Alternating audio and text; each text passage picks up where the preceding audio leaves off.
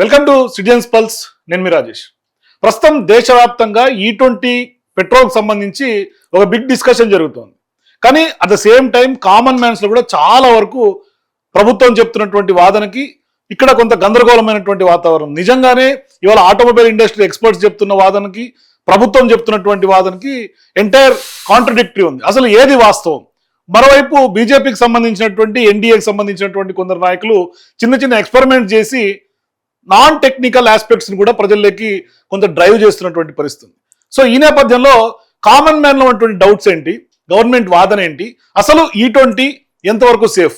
దానికి కొండా విశ్వేశ్వరరెడ్డి గారు ఎవరైతే బీజేపీ ఎంపీ ఉన్నారో ఆయన చేసినటువంటి ఎక్స్పెరిమెంట్ కి మనం కౌంటర్ ఎక్స్పెరిమెంట్ కూడా ఒకటి చేసే ప్రయత్నం చేద్దాం. మనతో పాటు చైతన్య మా ఫ్రెండ్ జాయిన్ అవుతున్నాడు. As a Hyderabadi common person గా అసలు ఏం డౌట్స్ ఉన్నాయి కామన్ మ్యాన్ లో E20 పెట్రోల్ వాడటం వల్ల?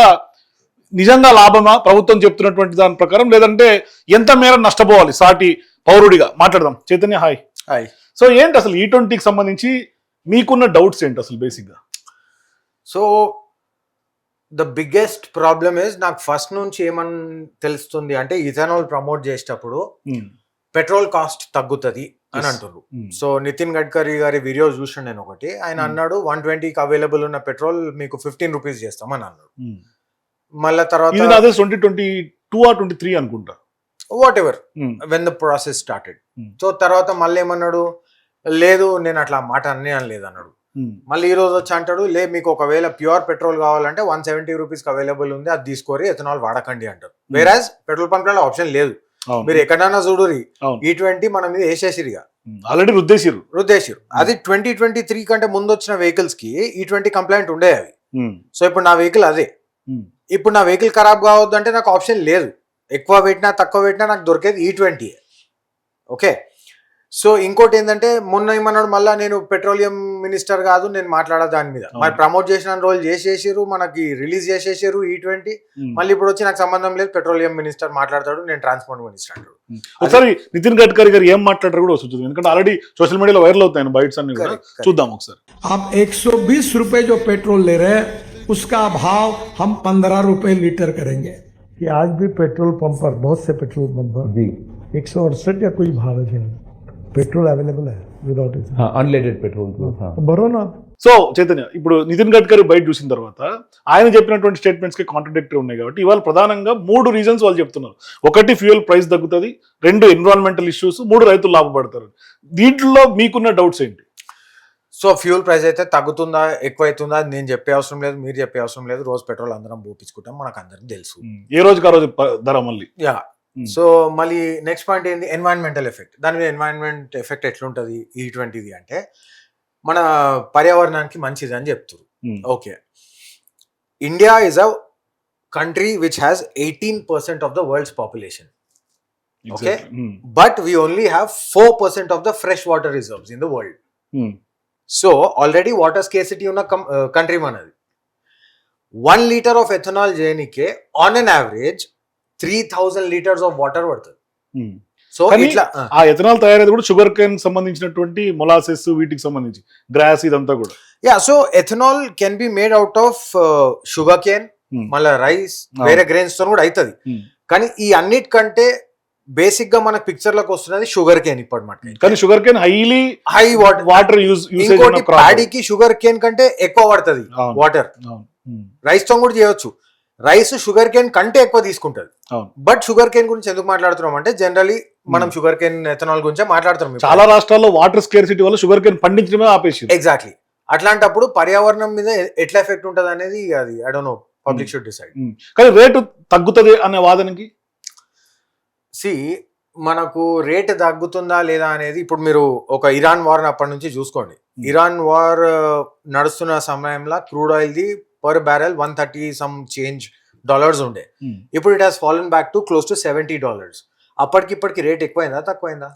సేమే ఉంది ఆల్మోస్ట్. పెద్దగా నో, ఎక్కువైంది. అంటే ఏ రోజు కాదు మనం 1000 రూపాయలు 2000 కొట్టించుకుంటారు. ఒకసారి డేటా చూడండి. లైక్ ఒక 4-5 మినిట్స్ కింద ఎంత ఉండే మనది పెట్రోల్ వార్ నడిచే టైంలో, ఇప్పుడు ఎంత ఉందో అది చూసి మీరు దాన్ని బట్టి యూ కెన్ టేక్ అప్. కానీ ఇంకొక విషయం ఏంటంటే, ప్రధానంగా పెట్రోల్ వ్యవహారంలో పెట్రోలియం క్రూడ్ ఆయిల్ నుంచి మనం పెట్రోల్ తీస్తాం. కానీ ఇవాళ కొండా విశ్వేశ్వరరెడ్డి గారు వీడియో వైరల్ అవుతున్నటువంటి వీడియోలో ఆయన చెప్పింది ఏంటంటే ఎథనాల్ వాడటం వల్ల రైతులకు డైరెక్ట్ గా బెనిఫిట్ అవుతుంది. అట్ ద సేమ్ టైం మన ఇండస్ట్రీస్ లోనే తయారవుతుంది, మన దగ్గర రెవెన్యూ అంతా కూడా సర్క్యులేట్ అవుతుంది. At the same time petrol మళ్ళీ విదేశాలకి ఏదైతే అమెరికా లేదంటే కనుక మిడిల్ ఈస్ట్ సంబంధించినటువంటి కంట్రీస్ కి లాభం పోతుంది అని చెప్తా ఉన్నాం. దాంట్లో వాస్తవం ఎంత? సో మనం మిడిల్ ఈస్టర్న్ కంట్రీస్ నుంచి కానివ్వండి, వేరే ఏ కంట్రీస్ నుంచి కానించి డైరెక్ట్ పెట్రోల్ ఇంపోర్ట్ చేయం, క్రూడ్ ఆయిల్ ఇంపోర్ట్ చేస్తాం. ఆ క్రూడ్ ఆయిల్ ఇంపోర్ట్లా మనకు ప్లాస్టిక్ తయారవుతుంది, దాంతో డీజిల్ తయారవుతుంది, టార్ అంటారు కదా రోడ్లు వేసేది డాంబర్, అది తయారవుతుంది. ఈవెన్ గ్యాస్ కూడా, గ్యాసోలిన్ లైక్ కిరోసిన్, గ్యాస్ నూనె అంటాంగా, ఇవన్నీ తయారవుతాయి. అందులో పెట్రోల్ ఒక part, LPG is also part of crude oil. Okay, so ఈ చిన్న పార్ట్ ని తీసుకొని అందులో ఒక 20% ఎథనాల్ కల్పించి మనం ఎంత డిపెండెన్సీ తక్కువ చేసుకుంటాం క్రూడ్ ఆయిల్ మీద? It's minimal. ఓకే, దానికంటే ఈయన ట్రాన్స్పోర్ట్ మినిస్టరు ట్రాఫిక్ ని రిజాల్వ్ చేసే దాని మీద కాన్సన్ట్రేట్ చేస్తే ఇప్పుడు మీరు ఏడికల్ ఇంటికి కొనికే గంట అవుతుంది. యాక్చువల్ రూట్ ఒక హాఫ్ అన్ అవర్ అనుకుందాం, ఇంకో హాఫ్ అన్ అవర్ మీ బండి ఫ్యూల్ అయితే కాలుతుంది కదా. ఈ ఫ్యూల్ అయితే కాలుతుందో దీన్ని సేవ్ చేస్తే చాలు, మనం దాంట్లో సేవ్ అయిపోతుంది. ఎగ్జాక్ట్లీ, ఇది కూడా లాజిక్ పాయింట్. కానీ ఇవాళ కొండా విశ్వేశ్వరరెడ్డి గారు ఒక వీడియో చేశారు. ఆ వీడియో చూసిన తర్వాత మనం ఫర్దర్ గా ఒకసారి మాట్లాడదాం. ఈథనాల్ ఇంకా E20 రోజు న్యూస్ ఉన్నది, డిస్కషన్ ఉన్నది, ప్రచారం దుష్ప్రచారం అన్ని జరుగుతున్నాయి. E20 మంచిది, E20 అసలే మంచిది కాదు, E20 ఇంజన్ ఖరాబ్ చేస్తుంది, మైలేజ్ తక్కువిస్తుంది, రిపేర్ మెయింటెనెన్స్ ఇవన్నీ కూడా చాలా ఎక్కువ. E20లో స్కామ్ కూడా ఉన్నది కూడా చర్చయిస్తుంది. అయితే వాస్తవాలు ఏంది ఇది చూద్దాము. What are the facts? ఇది ఈథనాల్, ఇది పెట్రోల్ హరి మోటార్ సైకిల్ నుంచి తీసుకొచ్చాం కొంచెము, ఇది ఈథనాల్ ల్యాబ్ నుంచి. అయితే ఏం చేద్దామంటే ఇంత చిన్న బిస్లరీ క్యాప్ అంతా కొంచెమే ఈథనాల్ ఇందులో పోస్తాము, ఈ స్టెయిన్లెస్ స్టీల్ చిప్పలలో పోస్తాము, ఇది ఈథనాల్ ఇందులో పోస్తాము, అదే పెట్రోల్ ఇందులో పోస్తాము. నేను అంటించి చూస్తాం. దానికన్నా ముందు ఈ ఇథనాల్ దేంతో తయారవుతుంది? మన రైతుల శ్రమ ఉత్పత్తి వాళ్ళది. ఇది ఇథనాల్ అంటూ పెడతాము. ఈథనాల్ అంటే వేరే తిరిగి ఉంటుంది, కనబడదు లైట్లకు. మళ్ళీ ఏంటి, ఇది పెట్రోల్. ఇది ఇథనాల్ చూడు క్లీన్ గా కాలుతున్నది, పెట్రోల్ చూడ పొగ కనబడుతుందా మీకు? పెట్రోల్ పొగ. ఇది పొల్యూషన్ తోటి కాలుతుంది, పొగ ఉంటుంది, దీనికి పొగ ఉండదు. ఇంకా లాస్ట్ కు కార్పొరేట్ పొగ ఇంకా ఎక్కువ వస్తుంది. ఇది పెట్రోల్ కాలింది, నల్లగా మషి అంతున్నది. ఇంకా వాళ్ళు క్లీన్ ఉన్నది. ఇప్పుడు నేను దీంతో లోపల దీంట్లో ఎంత గలీజ్ ఉందో, ఎంత మషి ఉందో చూస్తాము. ఇది పెట్రోల్ గలీజే కాలుతుంది, ఇంత వెళ్ళింది, ఇంత చిన్న మూతల పెడితే ఇది పెట్రోల్. ఇది ఈథనాల్ క్లీన్ ఉన్నది, దీంట్లో ఏమి వెళ్ళదు, చూస్తే తెలుస్తున్నది.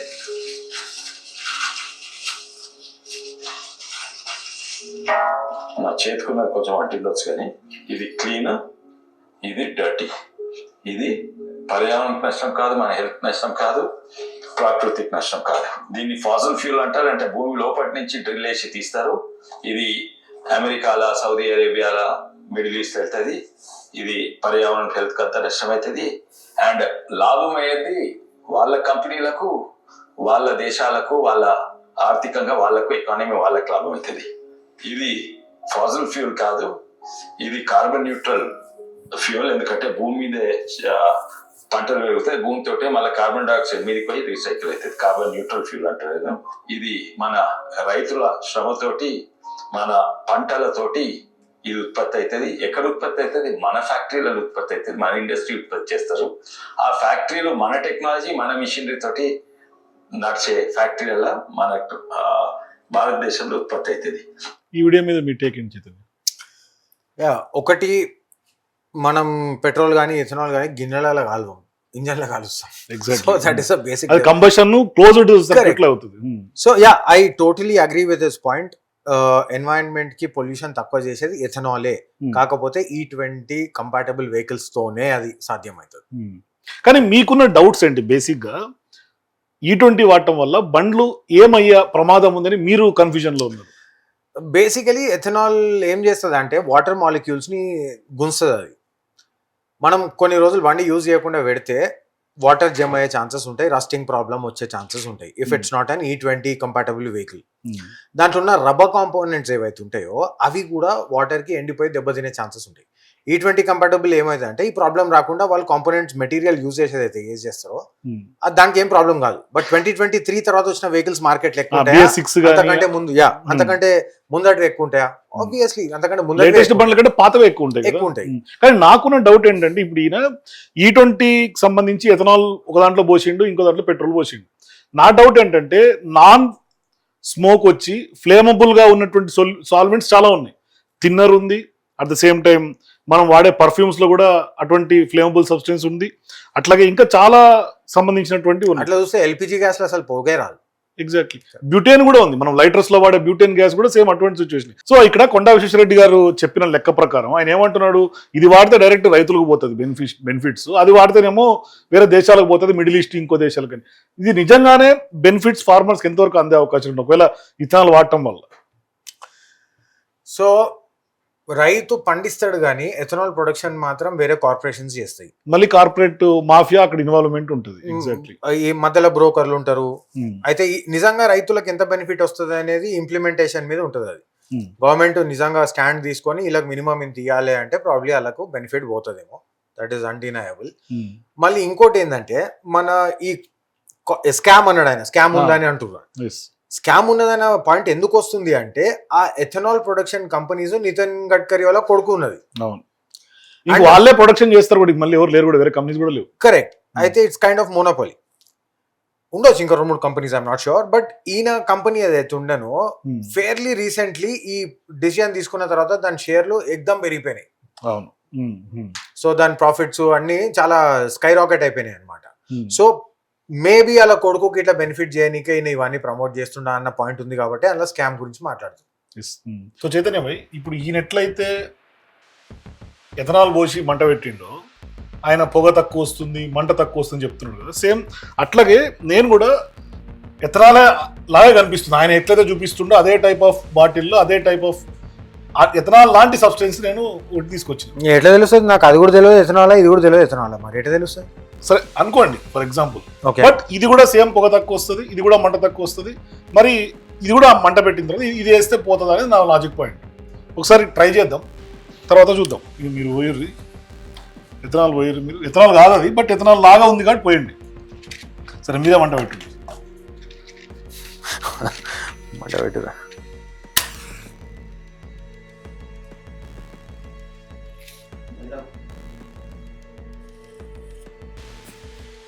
అంటుకుంది దానికి మంట, అంటుకుంది. లైట్ ఆఫ్ అబ్బా కొంచెం. అదిగోండి, దాంట్లో మంట తక్కువ ఉంది, అసలు పొగ కూడా వస్తలేదు. కనిపిస్తుందా మంట? అసలు మంట కనిపిస్తుంది.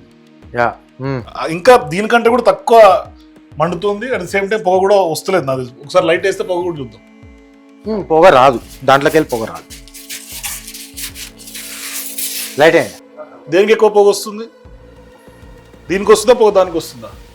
ఆబ్వియస్లీ దీనికే వస్తుంది, పెట్రోల్ వస్తుంది, పొగ లేదు. మరి ఇప్పుడు నా పాయింట్ ఏంటంటే నేను మీకు ఏం తెప్పించినా మీకు తెలియదు, బట్ పొగ రావట్లేదు, మంట మండుతుంది. సి ఇట్లా మనకి ఎన్నో ఫ్యూల్స్ ఉంటాయి, బయో ఫ్యూల్స్, దాంట్లోకి వెళ్ళి పొగ తక్కువనే వస్తుంది ఆబ్వియస్లీ. ఎందుకంటే పెట్రోల్తో కంపేర్ చేస్తే దీని కంబస్టబిలిటీ తక్కువ ఉంటుంది. Okay, at the same time దీని దిక్కెళ్ళి పవర్ అండ్ మైలేజ్ కూడా తగ్గుతుంది. ఎగ్జాక్ట్లీ. బట్ మనం పవర్ అండ్ మైలేజ్ లో కాంప్రమైజ్ అవుతున్నప్పుడు మనకు ప్రైస్ లో కూడా బెనిఫిట్ ఉండాలి కదా. మళ్ళీ ఇది ఎథనాల్ కలిపి ఎండ్ యూజర్ కి బెనిఫిట్ కాకపోతే ఎవరికి బెనిఫిట్ అవుతుంది అని ఎండ్ యూజర్ కి బెనిఫిట్, అట్ సేమ్ టైం కొనుక్కున్నాడు కూడా నష్టపోతున్నాడు ఇక్కడ. మరి ఏంది వాట్ ఈస్ ద హోల్? మరి ఇప్పుడు కొండా గారికి ఇది ఎట్లా చెప్తారు మీరు? ఎందుకంటే ఇక్కడ చూడండి అసలు మండుతుంది, ఇంకా స్టిల్ కరెక్ట్, మంట కూడా బేర్లీ కనిపిస్తుంది, క్లియర్ కనిపిస్తుంది, పొగ వస్తలేదు. నేను ఏం తెప్పించిన అనుకుంటాను మీరు? ఎందుకంటే మీరు అన్నట్టుగా చాలా సబ్స్టెన్స్ ఉన్నాయి, బ్యూటేన్ ఉంది, మెథనాల్ ఉంది, ఇంకా చాలా ఉన్నాయి, గ్యాసెస్, అవన్నీ బయోఫ్యూల్స్. కరెక్ట్. మరి ఇప్పుడు నేను ఏం తెప్పించిన అనుకుంటారు మీరు? I'm guessing వాటర్ లాగే ఉంది. It's some kind of hard liquor.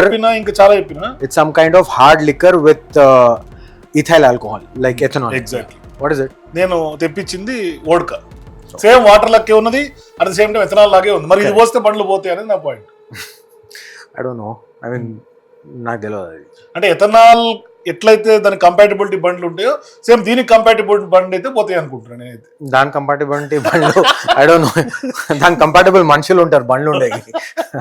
కానీ చైతన్య ఇక్కడ E20 మీద చాలా డౌట్స్ మీరు రైజ్ చేస్తున్నారు, కామన్ మ్యాన్ లో కూడా ఉంది. కానీ ఇదే E20 ఇతర దేశాల్లో వాడితే ప్రాబ్లం లేనప్పుడు మన ఇండియాలోనే వాడితే ప్రాబ్లం ఎందుకు వస్తుంది అనే డౌట్ కూడా ఉంది నాకు.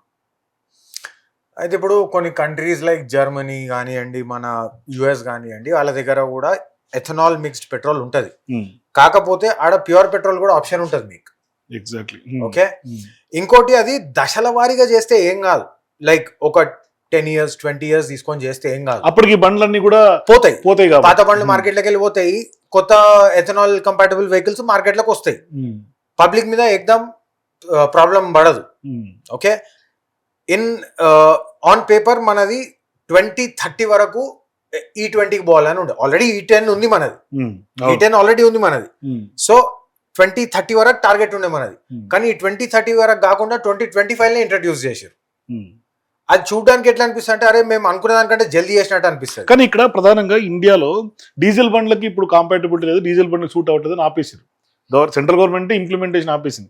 మరి అదే పెట్రోల్ వెహికల్స్ లో కూడా ఇన్ని ప్రాబ్లమ్స్ వస్తున్నా, ఆటోమొబైల్ ఎక్స్పర్ట్స్ చెప్తున్నా, ఎందుకు బలవంతంగా ఇవాళ రుద్దుతున్నటువంటి పరిస్థితి?